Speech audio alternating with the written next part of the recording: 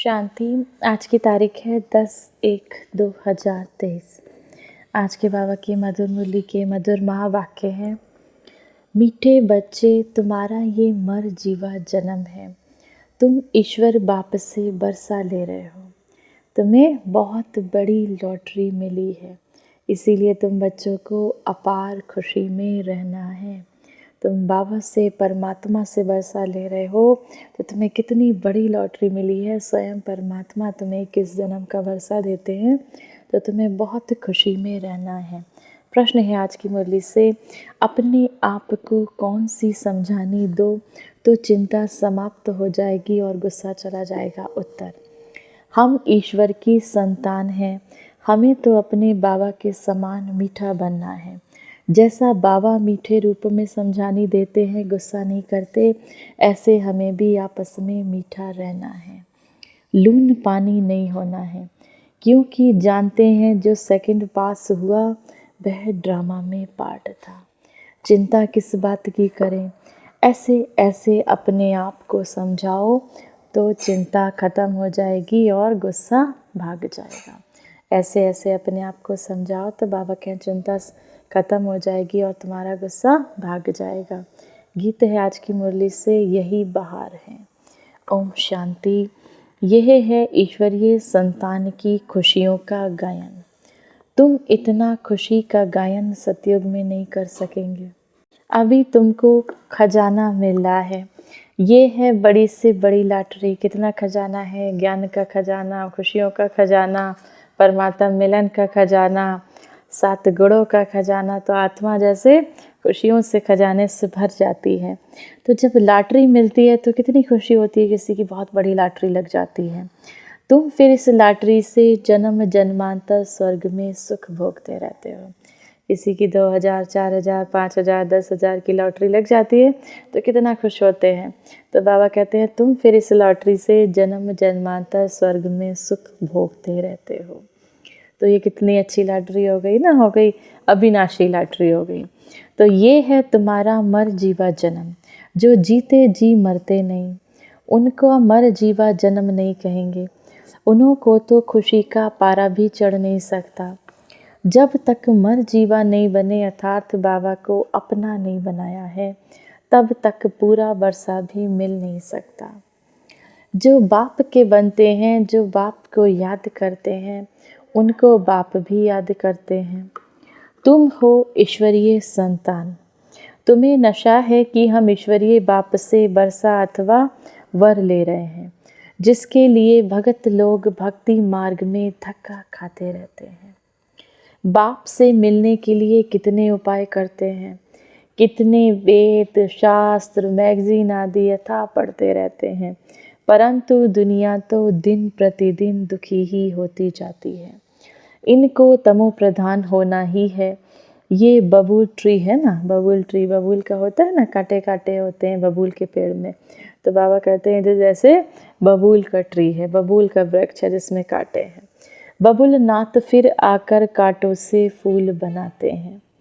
कांटे बहुत बड़े बड़े हो गए हैं, वैसे कलयुग में विकारों रूपी कांटे बहुत बड़े बड़े हो गए, बड़े जोर से लगते हैं। उसको अनेक प्रकार के नाम दिए हैं। अब सतयुग में तो ऐसे कांटे होते नहीं। बाप समझाते हैं ये कलयुग है ही कांटों की दुनिया, एक दो को दुख देते रहते हैं। घर में बचे भी ऐसे कपूत निकल पड़ते हैं जो बात मत पूछो। माँ बाप को बहुत दुखी करते हैं। सभी कोई एक समान भी नहीं होते। सबसे जास्ती दुख देने वाला कौन है, मनुष्य ये नहीं जानते।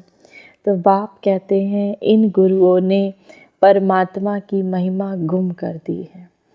हम तो उनकी बहुत महिमा करते हैं। वह परम पूज्य परमात्मा, परम पिता परमात्मा है। वह परमात्मा परम पूज्य परमेश्वर है। शिव का चित्र भी बहुत प्यारा है, बहुत अच्छा है, परंतु बहुत लोग ऐसे हैं जो मानेंगे नहीं कि शिव बाबा कोई ऐसा ज्योतिर्बिंदु है, क्योंकि वह तो आत्मा सो परमात्मा कह देते हैं।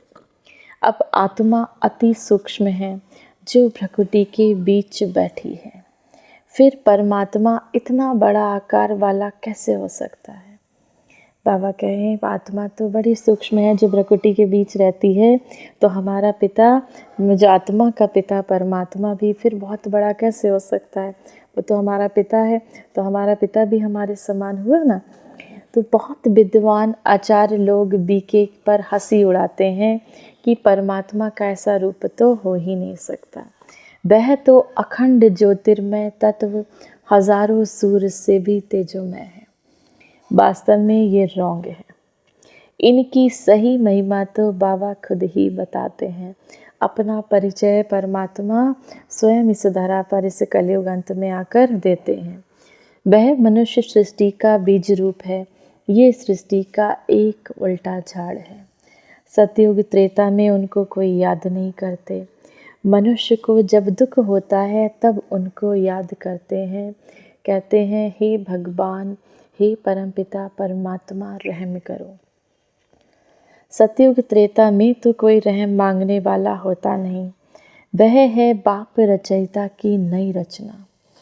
इस बाप की महिमा ही अपरंपार है। ज्ञान का सागर पतित पावन है ना। शिव बाबा तो हमारा ज्ञान का सागर है, पतित पावन है, तो इसकी महिमा अपरंपार है। ज्ञान का सागर है तो जरूर ज्ञान दिया होगा, इसीलिए उसको ज्ञान का सागर कहते हैं। वह सत्य चित्त आनंद स्वरूप है, चैतन्य है। ज्ञान तो चैतन्य आत्मा ही धारण करती है। समझो, हम अगर कोई शरीर छोड़ जाते हैं तो आत्मा में ज्ञान के संस्कार तो है ही, बच्चा बनेंगे तो भी संस्कार होंगे। अब बहुत छोटे ऑर्गन्स हैं तो बोल नहीं सकते, लेकिन संस्कार अगर हमारी आत्मा में ज्ञान के हैं तो बाबा कहते हैं वो संस्कार आपकी आत्मा में फिक्स हो जाते हैं। तो बच्चा बनेंगे लेकिन बोल नहीं पाएंगे, लेकिन संस्कार तो आत्मा में ज्ञान के रहेंगे ना। अब जब बड़े होते हैं तो याद कराया जाता है तो स्मृति में आ जाता है। छोटे बच्चे भी शास्त्र आदि कंठ कर लेते हैं। ये सभी अगले जन्म के संस्कार हैं। अब बाप हमको अपना ज्ञान का वर्षा देते हैं। सारी सृष्टि का ज्ञान इनके पास है, क्योंकि परमात्मा बीज स्वरूप है। ये सृष्टि जैसे एक वृक्ष के रूप में खड़ी है और इसका बीज कौन है? स्वयं परमपिता परमात्मा। तो सारे सृष्टि का ज्ञान इस बीज स्वरूप परमपिता परमात्मा के पास है। हम अपने को बीज रूप नहीं कहेंगे। बीज में जरूर झाड़ के आदि मध्य अंत का ज्ञान होगा ना। तो बाप खुद कहते हैं मैं हूँ सृष्टि का बीज रूप। इस झाड़ का बीज ऊपर है। वह बाप सत्य चित्त आनंद स्वरूप ज्ञान का सागर है। सृष्टि के आदि मध्य अंत का ही उसमें ज्ञान होगा, नहीं तो क्या होगा? क्या शास्त्रों का ज्ञान होगा? वह तो बहुतों में है। अब शास्त्र आदि का तो ज्ञान बहुतों में है, तो बाबा कहते हैं जरूर उसमें सृष्टि के आदि मध्य अंत का ज्ञान होगा। अब परमात्मा की तो जरूर कोई नई बात होगी ना, जो कोई भी विद्वान आदि नहीं जानते। कोई से पूछो इस सृष्टि रूपी झाड़ की उत्पत्ति, पालना, संहार कैसे होता है, इसकी आयु कितनी है, ये कैसे वृद्धि को पाता है, बिल्कुल कोई नहीं समझा सकता। एक गीता ही सर्वशास्त्रमयी शिरोमणि, बाकी तो सब हैं उनके बाल बच्चे। जबकि गीता पढ़ने से कुछ भी नहीं समझते तो बाकी शास्त्र पढ़ने से फ़ायदा ही क्या। अब परसा तो फिर भी गीता से मिलना है। अब बाप सारे ड्रामा का राज समझाते हैं। बाप पत्थर बुद्धि से पारस बुद्धि बनाए पारसनाथ बनाते हैं। अब तो सब पत्थर बुद्धि और पत्थरनाथ हैं। इस समय सब पत्थर बुद्धि पत्थरनाथ हैं, परंतु वह अपने को बड़े से बड़े टाइटल देकर अपने को पारस बुद्धि समझ बैठे हैं। कितनी कथाएं आदि सुनाते रहते हैं, तो बाबा कहते हैं अपने को बड़े बड़े टाइटल देकर अपने को पारस बुद्धि समझते हैं। बाप समझते हैं मेरी, बाप समझाते हैं मेरी महिमा सबसे न्यारी है। स्वयं परमपिता परमात्मा हम बच्चों से कहते हैं कि मेरी महिमा सबसे न्यारी है। मैं ज्ञान का सागर, आनंद का सागर, सुख का सागर हूँ। माना मैं ही तुमको ज्ञान दे सकता हूँ इस सृष्टि के आदि मध्य अंत का, और ईश्वरीय आनंद से तुम्हें भरपूर कर सकता हूँ। जो इस संसार में तुम्हें कहीं नहीं मिल सकता, और मैं ही तुम बच्चों को सुख देने वाला सुख का सागर हूँ। ऐसी महिमा तुम देवताओं की भी नहीं कर सकते। भगत लोग देवताओं के आकर जाकर कहेंगे, देवताओं के पास जाकर कहेंगे, आप सर्वगुण संपन्न हैं। अब बाप की तो एक ही महिमा है, वह भी हम जानते हैं। अभी हम मंदिर में जाएंगे तो बुद्धि में पूरा ज्ञान है कि इन्होंने पूरे 84 जन्म लिए होंगे। अभी अपने को कितनी खुशी है, आगे थोड़े ही ख्याल आता था। अभी समझाते हैं हमको ऐसा बनना है। बहुत बुद्धि में बहुत परिवर्तन आ जाता है। बाप बच्चों को समझाते हैं, आपस में बहुत मीठे बनकर रहो, लून पानी मत बनो, लड़ाई झगड़ा मत करो। बाबा कभी भी किसी से गुस्सा करता है क्या? बड़े मीठे रूप में बाबा हमको रोज़ समझाने देते हैं। ये बाबा का क्या है, जो हम बाबा की मुरली पढ़ते हैं, जैसे बाबा का प्रेम पत्र है, और हम बच्चे कितने प्यार से इसको सुनते हैं। और बाबा उसमें कुछ डांट फटकारता तो नहीं, हमको कितना प्यार से एक एक बात समझाता है कि बच्चे, माँ में कमी याद करो तो तुम्हारे विकर्म विनाश होंगे। तो बाबा कहते हैं, बाबा कभी बच्चों पे गुस्सा करता है क्या? 1 सेकंड पास हुआ तो कहेंगे ये भी ड्रामा में पार्ट था, इसकी चिंता क्या करनी। ऐसे ऐसे अपने को समझाना है। तुम ईश्वरीय संतान कम थोड़े ही हो, ये तो समझ सकते हो ईश्वरीय संतान जरूर ईश्वर के पास आकर रहते होंगे। ईश्वर निराकार है तो उसकी संतान भी निराकार है। वही संतान यहाँ चोला लेकर पाठ बजाती है। स्वर्ग में मनुष्य हैं देवी देवता धर्म के। अगर सबका बैठ हिसाब निकालें तो कितना माथा मारना पड़े, परंतु समझ सकते हैं कि नंबर बार समय अनुसार थोड़े थोड़े जन्म मिलते होंगे। आगे तो समझते थे मनुष्य कुत्ता बिल्ली बनते हैं, पहले समझते थे मनुष्य की आत्माएं क्या कभी कुत्ता कभी बिल्ली, माना कितना योनियों में आते हैं। तो बाबा कहें, अभी तो बुद्धि में रात दिन का भी फर्क आ गया। ये सब धारण करने की बातें हैं। नटशेल में समझाते हैं कि अब 84 जन्म का चक्र पूरा हुआ। अब इस छीछी शरीर को छोड़ना है। ये सबका पुराना जड़ जड़ीभूत तमो प्रधान शरीर है, इससे ममत्व मिटा देना है। पुराने शरीर को याद क्या करें, अब तो अपने नए शरीर को याद करेंगे जो मिलना है सतयुग में। बाया मुक्ति धाम होकर सतयुग में आएंगे। हम जीवन मुक्ति में जाते हैं और सब मुक्ति धाम में चले जाते हैं। हम सब जीवन मुक्ति में जाते हैं और बाबा कहें, हम बाबा के बच्चे सब मुक्ति धाम में चले जाते हैं। बाबा के बच्चे जीवन मुक्ति माना सतयुग में जाते हैं, और बाकी आत्माएं सब कहाँ चली जाएंगी? मुक्ति धाम, शांति धाम, निर्वाण धाम, इसको हम कितने नामों से जानते हैं। इसको जय जयकार कहा जाता है। अब हाहाकार के बाद ही जय जयकार होना है। इतने सब मरेंगे, कोई तो निमित्त कारण बनेगा ना। नेचुरल कैलेमिटीज़ होंगी, सिर्फ सागर ही थोड़े सभी खंडों को खलास करेगा। सब कुछ खलास तो होना ही है। बाकी भारत अविनाशी खंड रह जाता है, क्योंकि ये है शिव बाबा का बर्थ प्लेस। बाकी बाबा कहते हैं सबका विनाश हो जाता है, एक भारत है अविनाशी खंड, क्योंकि ये है शिव बाबा की जन्मभूमि, जहाँ पे परमात्मा शिव बाबा आकर ये ज्ञान बच्चों को सुनाते हैं। तो ये हो गया सबसे बड़ा तीर्थ स्थान। बाप सबकी सदगति करते हैं, ये कोई मनुष्य नहीं जानते। उन्हीं को ना जानना ही ड्रामा में नूंद है। अब उनका ये ना जानना ही बाबा कहते हैं ड्रामा में नूंद है। तब तो बाप कहते हैं, हे बच्चे, तुम कुछ नहीं जानते थे, मैं ही तुमको रचता और रचना अथवा मनुष्य सृष्टि के आदि मध्य अंत का सारा भेद समझाता हूँ, जिसको ऋषि मुनि भी बेअंत कहकर गए। ये थोड़े समझते हैं कि सारी दुनिया के 5 विकार बड़े भारी दुश्मन हैं। जिस रावण को भारतवासी वर्ष वर्ष जलाते ही आते हैं, उसको जानते कोई नहीं, क्योंकि वह न जिस्मानी है न रूहानी है। विकारों का तो कोई रूप है ही नहीं है। मनुष्य एक्ट में आता है तब पता पड़ता है कि इसमें काम का, क्रोध का भूत आया है। इस विकार की स्टेज में भी उत्तम, मध्यम, कनिष्ठ होते हैं। अब जो काम का, क्रोध का भूत है, बाबा कहते हैं इसमें भी उत्तम, मध्यम, कनिष्ठ होते हैं। किसी को बहुत आता है, किसी को कम आता है, किसी को और कम आता है। तो बाबा कहते हैं इसमें भी 3 तरह की स्टेज होती है विकारों की भी। कोई में काम का नशा एकदम तमो प्रधान हो जाता है, कोई को रजो नशा तो कोई को सतो नशा रहता है। कोई तो बाल ब्रह्मचारी भी रहते हैं, समझते हैं ये भी एक झंझट है संभालना। सबसे अच्छा उनको कहेंगे। सन्यासियों में भी बाल ब्रह्मचारी अच्छे गिने जाते हैं। गवर्नमेंट के लिए भी अच्छा है कि बच्चों की वृद्धि नहीं होगी, पवित्रता की ताकत मिलती है। ये हुई गुप्त बात। सन्यासी भी पवित्र रहते हैं, छोटे बच्चे भी पवित्र रहते हैं, वानप्रस्थी भी पवित्र रहते हैं। तो पवित्रता का बल मिलता ही आता है।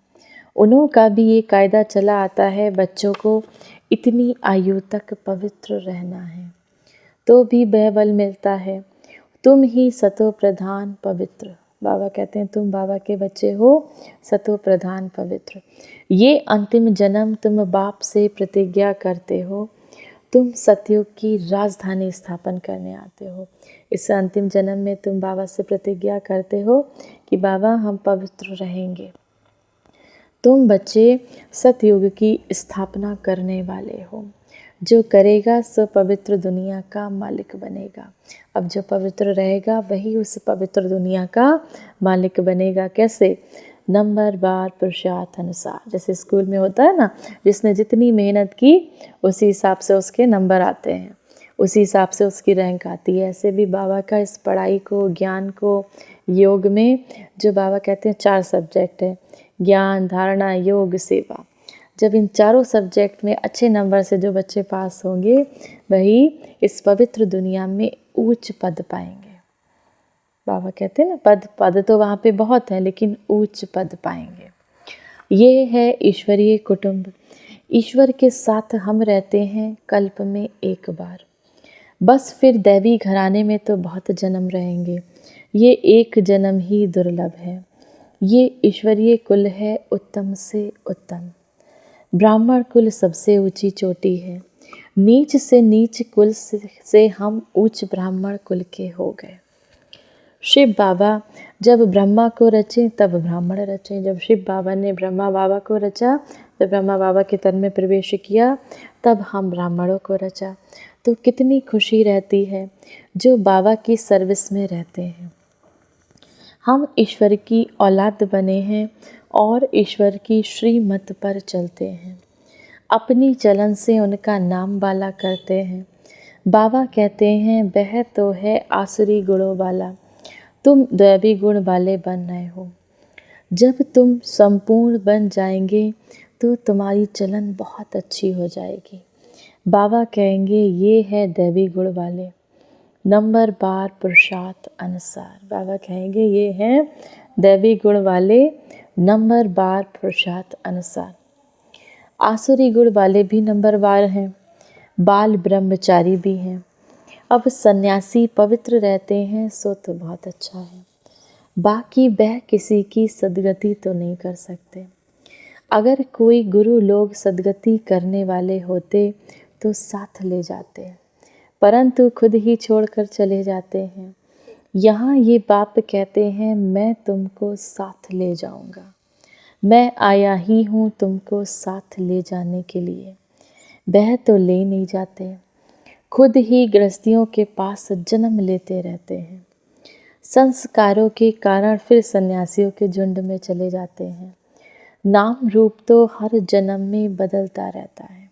अब नाम रूप तो हर जन्म में, इस जन्म में मुझ आत्मा का नाम ये है, अगले जन्म में कुछ और होगा, तो नाम और रूप, चेहरा सब बदल जाता है। तो बाबा का नाम रूप तो हर जन्म में बदलता है। ये अभी तुम बच्चे जानते हो कि सतयुग के यहाँ सतयुग में यहाँ के पुरुषार्थ के अनुसार पद होगा। जैसा पद यहाँ पे, जैसा पुरुषार्थ हम करेंगे, जितना हम इन चारों सब्जेक्ट में पास होंगे उतना ही वैसे ही वहाँ पर पद होगा। ज्ञान कैसा है हमारा, नंबर पहला। फिर हमारा योग बाबा से कितना लगता है, धारणा कितनी है। बाबा के ज्ञान को हम सुनते तो हैं लेकिन उसको अपने जीवन में धारण कितना किया है। फिर है सब्जेक्ट सेवा का, सेवा कितनी करते हैं। तो इन चारों के अकॉर्डिंग ही, जब इन चारों में बाबा कहते हैं मार्क्स अच्छे होंगे तब सतयुग में उच्च पद प्राप्त करेंगे। वहाँ ये मालूम नहीं होगा कि हमने ये पद कैसे पाया, ये तो अभी पता है। जिसने जैसे कल्प पहले पुरुषार्थ किया वैसे ही आप करेंगे। बच्चों को साक्षात्कार भी कराया हुआ है कि वहाँ शादी आदि कैसे होती है। बड़े बड़े मैदान बगीचे आदि होंगे सतयुग में, बड़े बड़े मैदान बगीचे होंगे। अब तो भारत में ही करोड़ों की आबादी है, वहाँ तो कुछ लाख ही रहते हैं। सतयुग में आबादी कितनी रहती है, सिर्फ 9 लाख। अभी तो भारत में ही बाबा के लाखों करोड़ों की आबादी है। वहाँ थोड़े इतनी मंजिल वाले मकान होंगे। ये अभी है क्योंकि यहाँ जगह नहीं है। अब यहाँ पर एक फ्लोर पे फ्लोर पे फ्लोर, फ्लोर पे फ्लोर, तो बाबा कहते हैं वहाँ नहीं होता ऐसा। तो क्योंकि यहाँ पे अभी कितनी जगह की कमी है, इस कारण कितनी ऊंची ऊंची बिल्डिंगें बना देते हैं। वहाँ पर इतनी सर्दी आदि भी नहीं होती, दुख की निशानी भी नहीं होती, क्योंकि प्रकृति के पांचों तत्व सत्व प्रदान होते हैं। ना बहुत गर्मी होती है जो पहाड़ों पर जाना पड़े है, नाम ही है स्वर्ग। इस समय मनुष्य कांटों के जंगल में पड़े हैं। जितना सुख की चाहना करते हैं उतना ही दुख बढ़ता जाता है। अब बहुत दुख होगा। लड़ाई जब होगी तो जैसे खून की नदियाँ बहेंगी। जब बाबा कहते हैं धर्म युद्ध आदि होंगे तो खून की नदियाँ बहेंगी। अच्छा, ये मुरली सब बच्चों के आगे सुनाई। सम्मुख सुनना नंबर 1, टेप से सुनना नंबर 2, मुरली से पढ़ना नंबर 3, सतो प्रधान और सतो और रजो, तमो तो कहेंगे नहीं, टेप में हो बहू आती है। जो बाबा की मुरली बाबा के सम्मुख सुनते हैं, बाबा कहते हैं नंबर 1, टेप से सुनना नंबर 2, मुरली से पढ़ना नंबर 3। तो बाबा कहते हैं ये मुरली तो इसको कहेंगे सतो प्रधान, सतो और रजो। अच्छा, बाप दादा और मीठी माँ का सिकी लधे बच्चों को याद प्यार और गुड मॉर्निंग।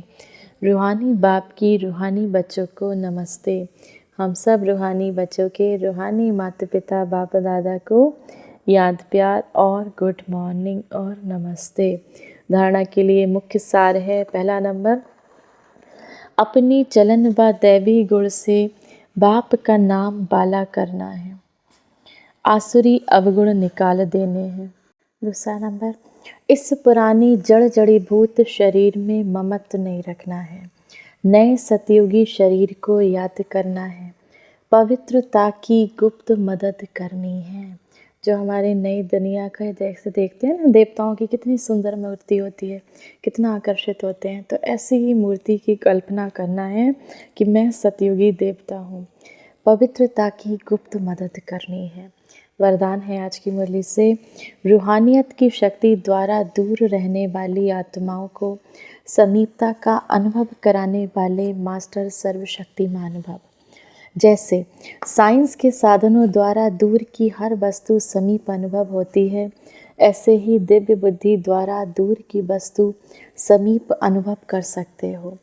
जैसे साथ रहने वाली आत्माओं को स्पष्ट देखते, बोलते, सहयोग देते और लेते हो, ऐसे रूहानियत की शक्ति द्वारा दूर रहने वाली आत्माओं को समीपता का अनुभव करा सकते हो।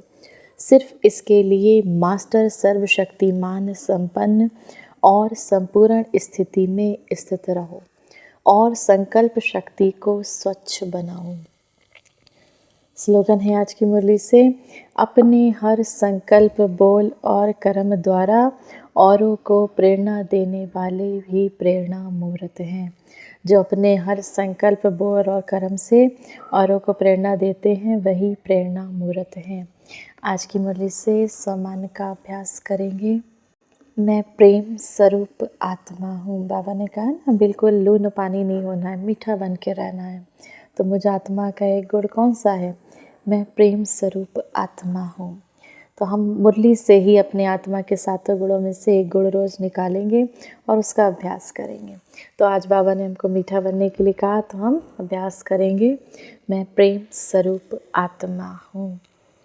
अच्छा, और क्या क्या करना है? अपनी दैवी चलन से, अपने गुणों से, बाबा कहते हैं बाबा का नाम वाला करना है, अपने सारे आसुरी अवगुण निकाल देने हैं, बहुत मीठा बन के रहना है, किसी भी बात की चिंता नहीं करनी। हम बाबा के बच्चे हैं, बेफिक्र बादशाह, तो वैसे ही रहना है। अच्छा, ओम शांति।